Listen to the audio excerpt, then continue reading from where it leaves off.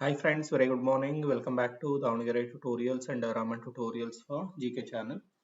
ಸ್ನೇಹಿತರೆ ವಿಜ್ಞಾನದ ಸರಣಿ ತರಗತಿಗಳಿಗೆ ಮತ್ತೊಮ್ಮೆ ತಮಗೆ ಆತ್ಮೀಯವಾದಂತಹ ಸ್ವಾಗತವನ್ನ ಕೋರ್ತಾ ನೆನೆ ನಾವು ಎಳೆಯಿಂದ ಬಟ್ಟೆ ಈ ಒಂದು ಕಾನ್ಸೆಪ್ಟ್ ಅಲ್ಲಿ ಸುಮಾರು 10 ಪ್ರಶ್ನೆಗಳನ್ನ ಡಿಸ್ಕಸ್ ಮಾಡಿದ್ವಿ. ಅದರ ಮುಂದುವರೆದ ಭಾಗವನ್ನ ನೋಡ್ತಾ ಅದೇ ರೀತಿ ಮತ್ತೊಂದಷ್ಟು ಚಾಪ್ಟರ್ಸ್ ಮೇಲೆ MCQs ನ ಡಿಸ್ಕಸ್ ಮಾಡೋಣ. ಎಸ್, ಇಲ್ಲಿ ಮೊದಲ ಪ್ರಶ್ನೆ, PET is a very familiar form of polyester. What does PET stand for? PET ಎಂಬುದು ಪಾಲಿಯೆಸ್ಟರ್ ನ ಬಹಳ ಪರಿಚಿತ ರೂಪವಾಗಿದೆ. ಹಾಗಾದ್ರೆ ಪೆಟ್ ಎಂದರೆ ಏನು?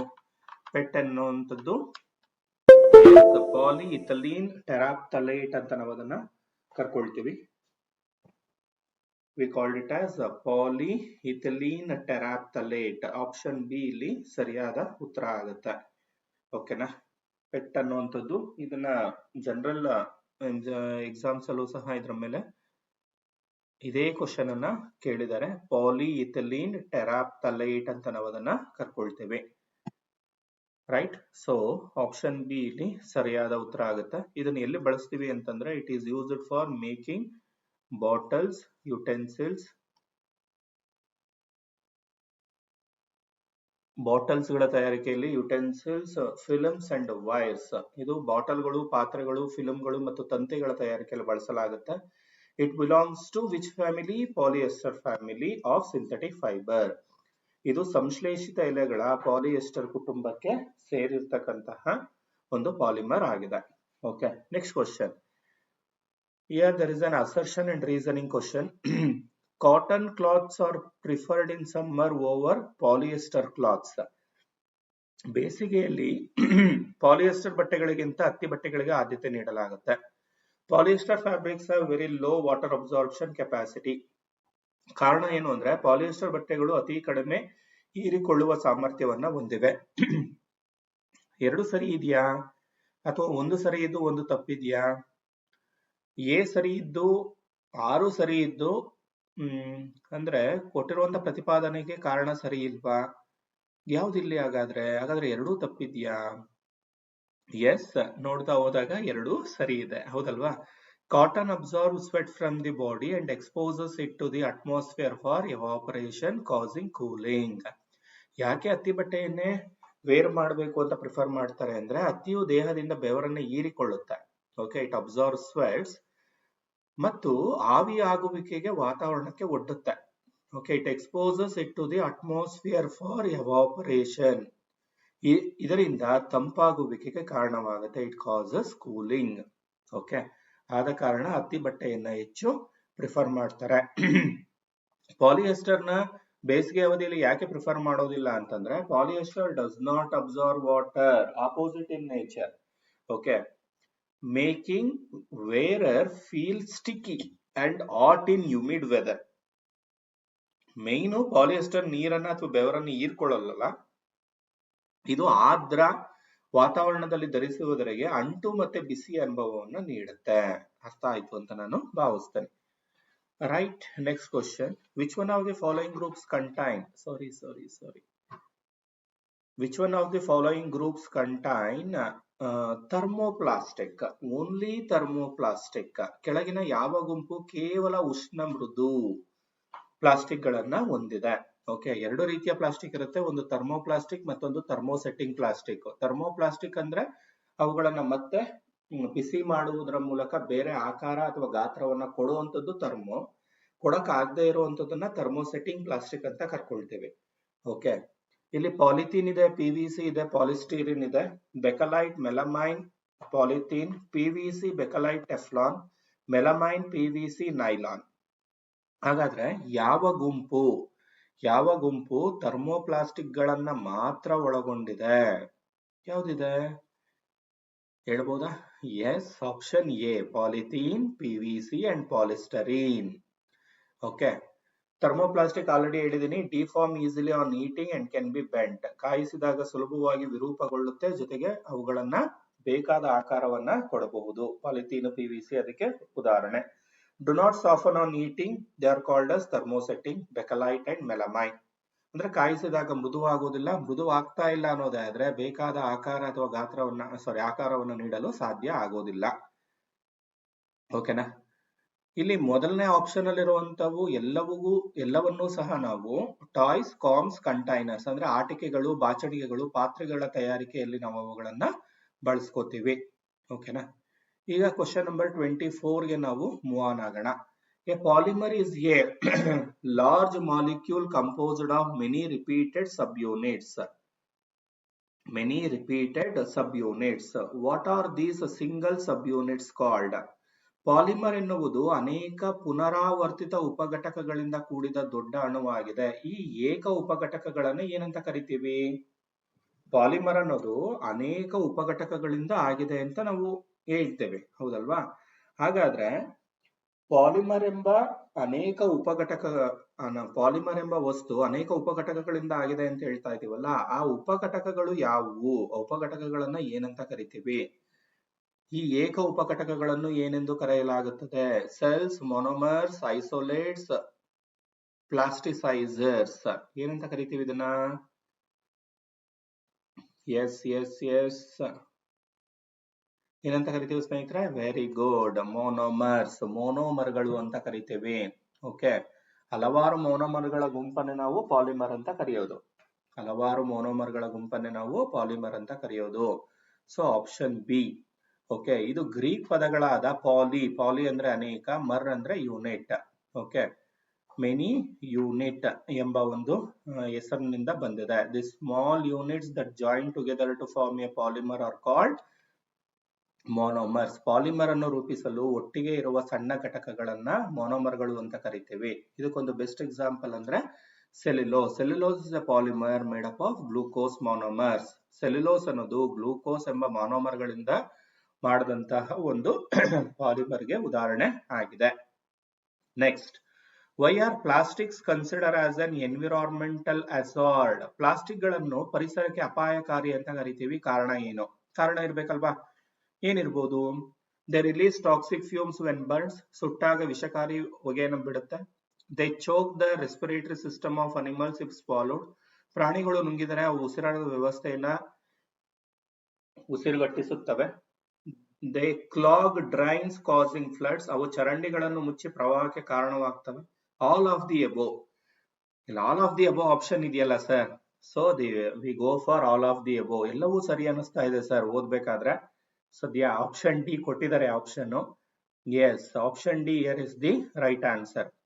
ಓಕೆ, ಪ್ಲಾಸ್ಟಿಕ್ ಗಳನ್ನ ಸುಟ್ಟಾಗ ವಾಯುಮಾಲಿನ್ಯ ಆಗುತ್ತೆ, ಯಾಕಂದ್ರೆ ವಿಷಕಾರಿ ಅನಿಲಗಳು ಅಲ್ಲಿ ಬಿಡುಗಡೆ ಆಗ್ತದೆ. Burning plastic releases poisonous gases leading to air pollution. Then stray cows often eat plastic bags along with food waste, which can block their digestive tract and causes death. ಇದನ್ನು ನಾವು ಹಲವಾರು ನಿದರ್ಶನಗಳಲ್ಲಿ ಅಬ್ಸರ್ವ್ ಮಾಡಿದ್ದೀವಿ. ಬೀದಿ ಹಸುಗಳು ಸಾಮಾನ್ಯವಾಗಿ ಆಹಾರದ ಜೊತೆಗೆ ಪ್ಲಾಸ್ಟಿಕ್ ಚೀಲಗಳನ್ನ ತಿಂತವೆ. ಅವುಗಳ ಜೀರ್ಣಾಂಗವನ್ನ ಅದು ಬಂಧಿಸಿ ಸಾವಿಗೂ ಸಹ ಕಾರಣವಾಗಬಹುದು. Plastic bags thrown carelessly clog drains and sewer system. ಅಜಾಗೃತೆಯಿಂದ ಎಸೆದಂತ ಪ್ಲಾಸ್ಟಿಕ್ ಚೀಲಗಳು ಚರಂಡಿ ಮತ್ತು ಒಳಚರಂಡಿ ವ್ಯವಸ್ಥೆಗಳನ್ನ ಏನ್ ಮಾಡುತ್ತೆ ಸ್ನೇಹಿತರೆ? ಹಾಳು ಮಾಡುತ್ತೆ, ಹೌದಲ್ವಾ? ಎಸ್, ಈ 5 ಪ್ರಶ್ನೆಗಳನ್ನ ನಾವು ಡಿಸ್ಕಸ್ ಮಾಡಿರ್ಲಿಲ್ಲ. ಓಕೆ, ಅದನ್ನ ನಾವು ಡಿಸ್ಕಸ್ ಮಾಡುವಂತ ಒಂದು ಪ್ರಯತ್ನವನ್ನ ಮಾಡಿದೀವಿ. ಇಲ್ಲಿ ಕೋಲ್ ಮತ್ತೆ ಪೆಟ್ರೋಲಿಯಂ ಕಾನ್ಸೆಪ್ಟ್ ಅಲ್ಲಿ ಡಿಸ್ಕಸ್ ಮಾಡಿದ್ವಿ. ಸುಮಾರು ಎಷ್ಟು ಪ್ರಶ್ನೆಗಳನ್ನ ಡಿಸ್ಕಸ್ ಮಾಡಿದ್ವಿ? ಎಸ್, ಸುಮಾರು 10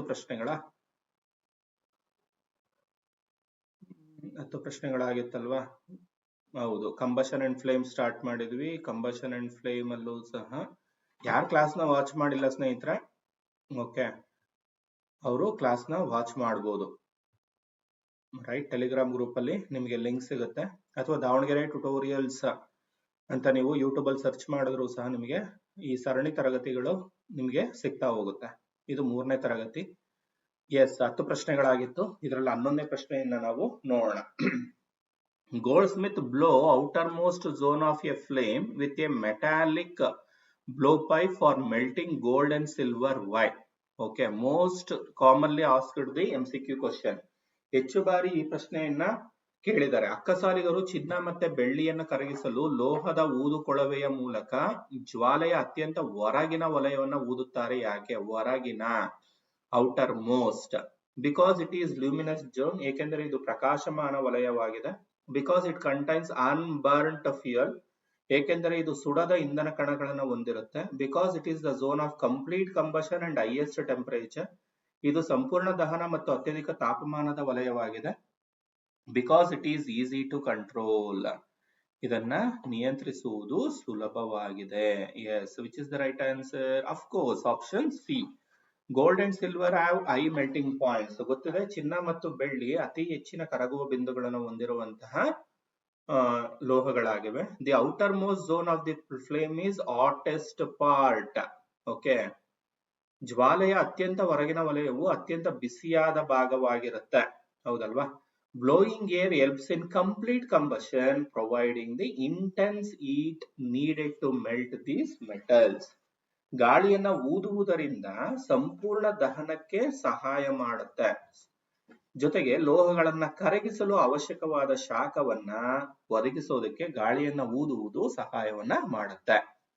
ಸೊ ಆಪ್ಷನ್ ಸಿ ಇಲ್ಲಿ ಸರಿಯಾದ ಉತ್ತರ. Next, incomplete combustion of a fuel like petrol or diesel gives a poisonous gas. Identify it.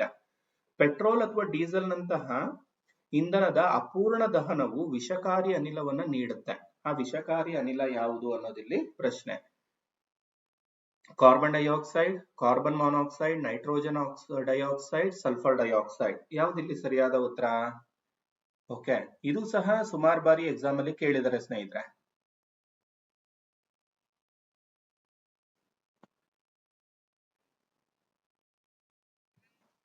S, ಹಾಗಾದ್ರೆ ಇಲ್ಲಿ ಸರಿಯಾದ ಉತ್ತರ ಯಾವುದು ಸ್ನೇಹಿತರೆ? ಎಸ್, ಅಪೂರ್ಣ ದಹನ. ಅಪೂರ್ಣ ಅಂತಂದಾಗ we straight away go for carbon monoxide, option B. ಪೂರ್ಣ ದಹನ ಆದಾಗ ಕಾರ್ಬನ್ ಡೈಆಕ್ಸೈಡ್ ಅನ್ನೋದು ಬಿಡುಗಡೆ ಆಗುತ್ತೆ.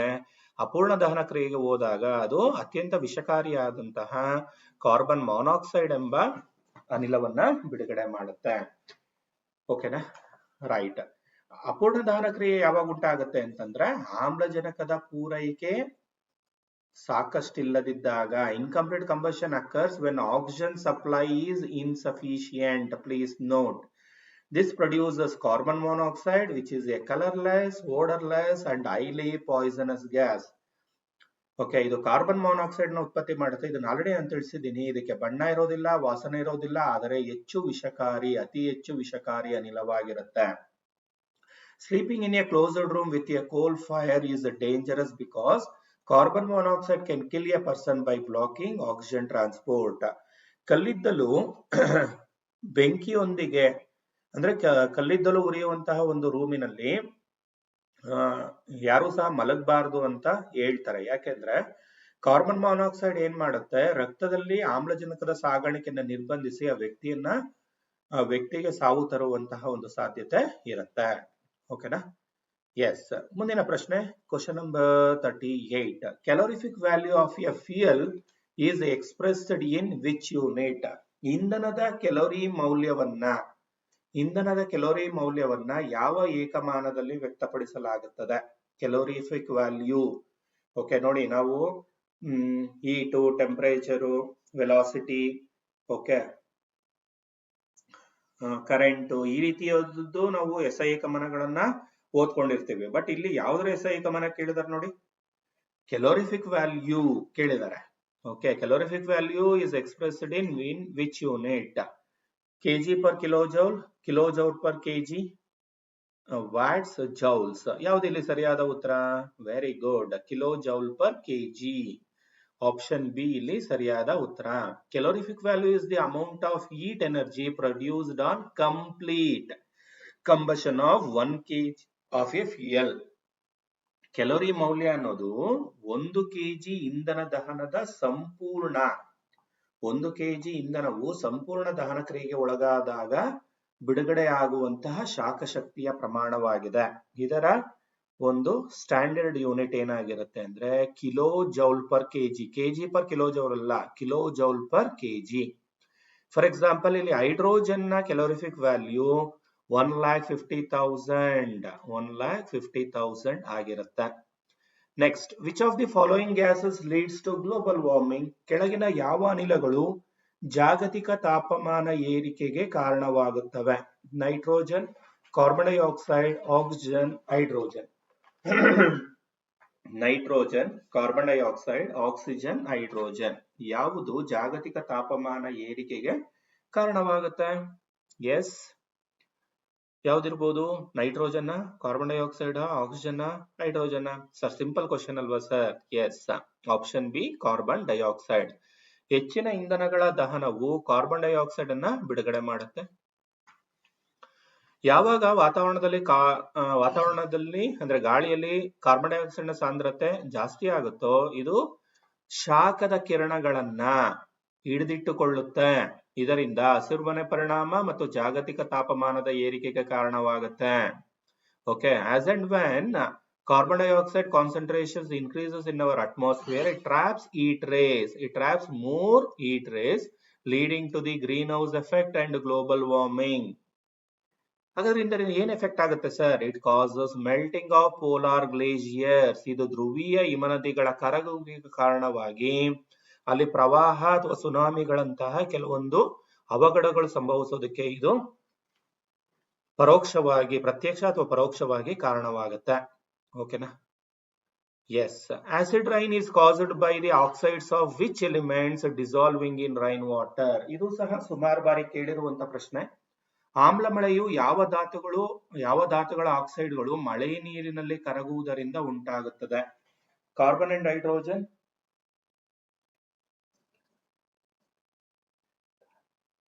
Sulphur and nitrogen, magnesium and calcium, sodium and potassium. ಆಮ್ಲ ಮಳೆಯು ಯಾವ ಧಾತುಗಳ ಆಕ್ಸೈಡ್ಗಳು? Yes, sulphur and nitrogen. Okay, sulfur and nitrogen. That is, when burning coal and diesel releases, okay, when burning coal it releases sulfur dioxide, diesel releases the nitrogen oxide. ಕಲ್ಲಿದ್ದಲು ಮತ್ತೆ diesel ಅನ್ನು ಸುಡುವುದರಿಂದ sulphur dioxide ಮತ್ತೆ nitrogen oxide ಗಳು ಬಿಡುಗಡೆ ಆಗ್ತವೆ. These gases resolve in water to form respectively sulfuric acid and nitric acid. ಈ ಅನಿಲಗಳು ಮಳೆ ನೀರಿನಲ್ಲಿ ಕರಗಿ ಸಲ್ಫರ್ ಡೈಆಕ್ಸೈಡ್ ಅನ್ನೋದು ಸಲ್ಫ್ಯೂರಿಕ್ ಆಮ್ಲವಾಗಿ, ನೈಟ್ರೋಜನ್ ಆಕ್ಸೈಡ್ಗಳು ನೈಟ್ರಿಕ್ ಆಮ್ಲವಾಗಿ ಪರಿವರ್ತನೆ ಆಗುತ್ತೆ.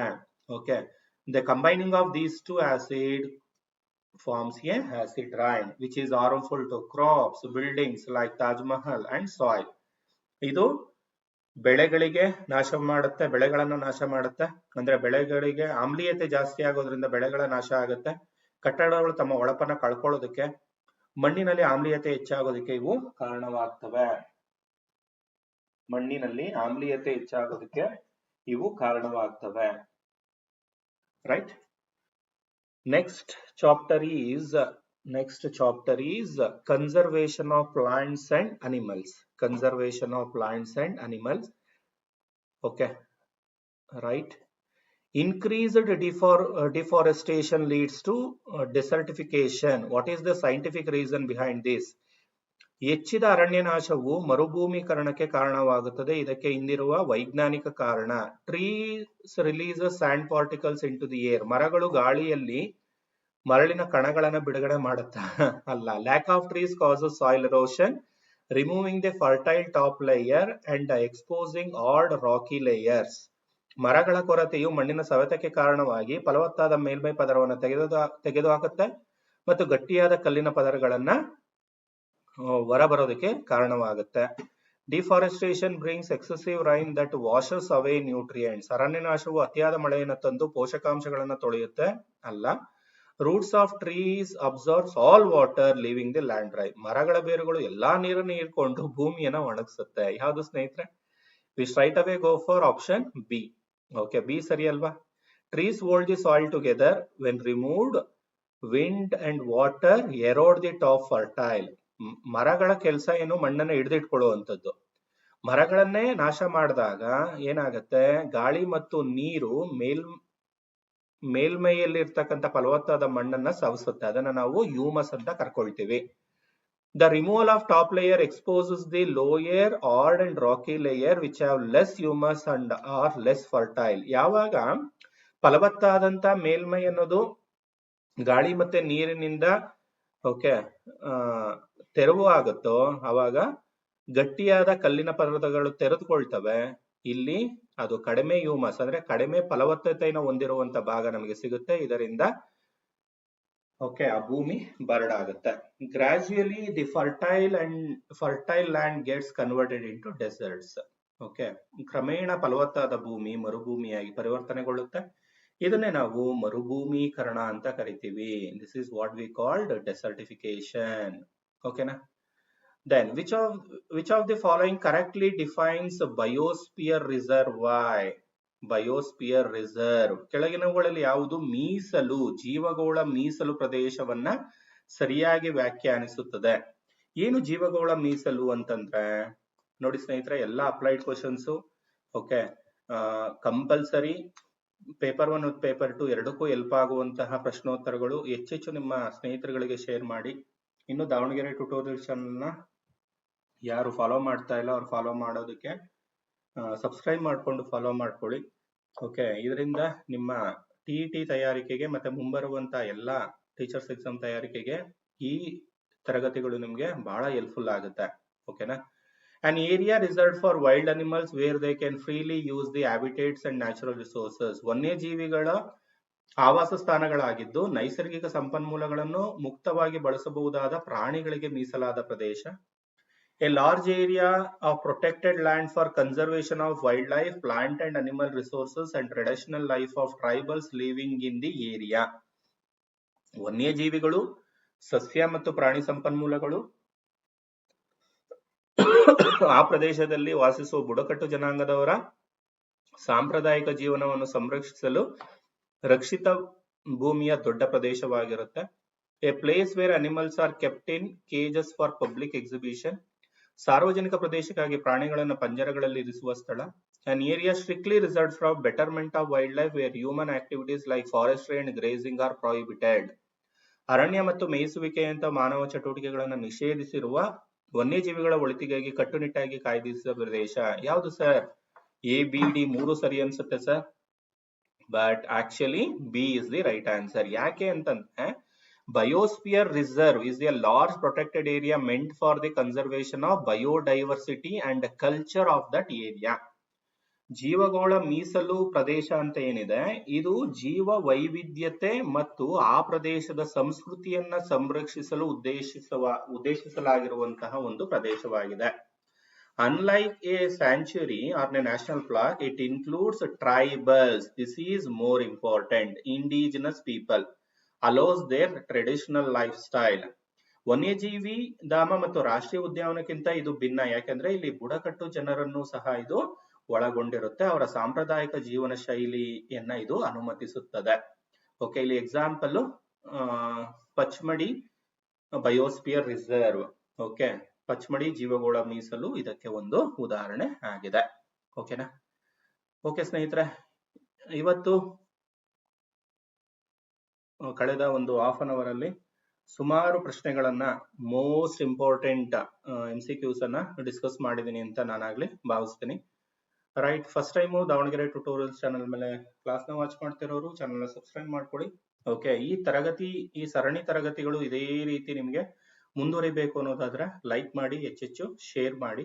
ನೋಡಿ, ಇನ್ನೂ ಸುಮಾರು 100 ಪ್ರಶ್ನೋತ್ತರಗಳಿದಾವೆ. ಓಕೆ, ಅದನ್ನ ಪ್ರತಿನಿತ್ಯ ಇದೇ ರೀತಿ ಕೊಡುವಂತ ಪ್ರಯತ್ನವನ್ನ ನಾವು ಮಾಡ್ತೀವಿ ಅಂತ ಹೇಳ್ತಾ ಕ್ಲಾಸ್ ಅನ್ನ ನಾನು ಇಲ್ಲಿಗೆ ಮುಗಿಸ್ತೀನಿ ಸ್ನೇಹಿತರೆ. ಓಕೆ, ಎಲ್ಲರಿಗೂ ಶುಭವಾಗ್ಲಿ. ಶುಭ ದಿನ. ಧನ್ಯವಾದಗಳು. ಮತ್ತೆ ಮುಂದಿನ ತರಗತಿಯಲ್ಲಿ ಸಿಗೋಣ. ಎಲ್ಲರಿಗೂ ಧನ್ಯವಾದಗಳು ಸ್ನೇಹಿತರೆ. Thank you so much for watching the class.